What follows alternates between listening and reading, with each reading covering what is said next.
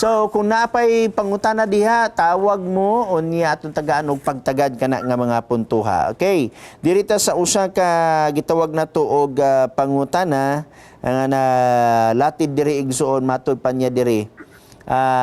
Good PM Pastor. Tagsubaybay ko aning imong programa through YouTube. Daghan jud ang na-bless, especially kami nga mga OFW. As lang ko where na sa Bible ang mag-prove nga ginadili ang paggamit og mga alahas og okay lang ba ang pagputol sa buhok sa mga babae og pagsuot sa jeans. Okay? Ngiya punto asa ko no mabasa nga ang pagsuot sa alahas, unsang alahas sa imong gaignon igsuon kanang mga singsing, mga kwintas, mga bulawan ug uban pa. So ang imong pangutana kung asa na siya mabasa, ato na siyang tan-awon sa unang Timoteo kapitulo 2:9. Okay, atong tanaw ni Gison, atong i-check ang atong bala nga kasulatan niya na nga bersikulo nga imong gikuan. Okay, 2:9.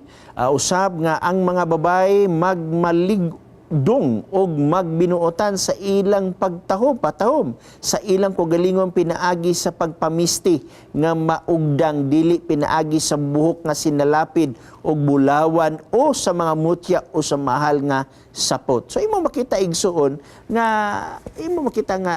kining gitawag natong jewelry igsuon nga mga bulawan unya imong isuot sa imong dughan. Unya ang imong paminaw nakalabaw na ta sa uban, so unya atong una-una mas maayo ta tan-awon kung kaysa walay ilaha ani. So imo makita nga naa sa balang kasulatan kanang imong giingon igsoon mahitungod sa buhok, wa mo koy mabasa sa Biblia igsoon nga kung magpaputol ta og buhok sala, wa koy nabasa sa Biblia na igsoon. Okay? So, kung wala pa tingali putla ang buhok, tingali ang mga buhok sa mga babae, gikan pa sa gamay pa hantod, kapila na kanila malikos ang ilang lawas, pinagi sa ilang buhok, nga na nga istorya ha. Pero wala tayo mabasa niya na nga puntuha, Igsoon. Ug matong panimo din mahitungod sa jeans, no? Naba ko yung mabasa sad nga gidili ang pagsuot sa jeans. Wala matay mabasa, Igsoon, nga ginadili. Nga kung imo na siyang did-an igsuon, ang mga lalaki di pwede magsuot og jeans. Nga naman, wa man tay mabasa sa Biblia nga ang lalaki nagsuot og jeans. Ay kasagaraan nga ang Biblia igsuon na amay nakasulat sa context ng mga Hudiyo. Unya kabalo biya ka mga Hudiyo wa magsuot og jeans. Walay nagsuot og slacks.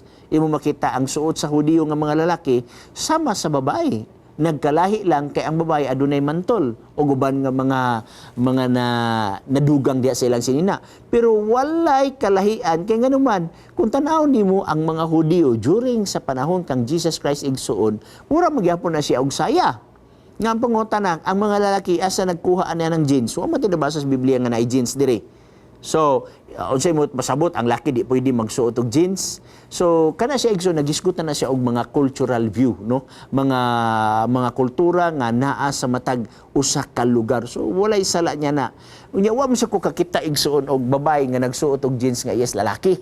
Wa sa ko kakita og lalaki nga nagsuot og jeans nga iyas babae. So, lain niya suot ng karsones sa babae, jeans sa babae. Di ba dili man mo igo pag abot lang daan dinhi sa bagtak igsoon, mo break na diha kay naman dili kalahos ang jeans sa babae kung ang lalaki mo magsuot. Kung ang baysan magsuot sa jeans sa lalaki, dili gihapon mo na nga naay jeans nga iya sa babae, nasa jeans nga iya sa lalaki. So walay question niya na igsuon kung maghisgot og suot. Pero kung maghisgot ta og pagsimba, panahon sa alay pagpahulay, simba paningon sa simbahan, naatay sinina alang sa pagsimba. Sama gud sa eskwelahan na uniform para sa simbahan, naay para sa PE, nasay para sa simbahan, nasay para sa simbahan, ug nasay para sa eskwelahan. Buino natay color atong dawaton.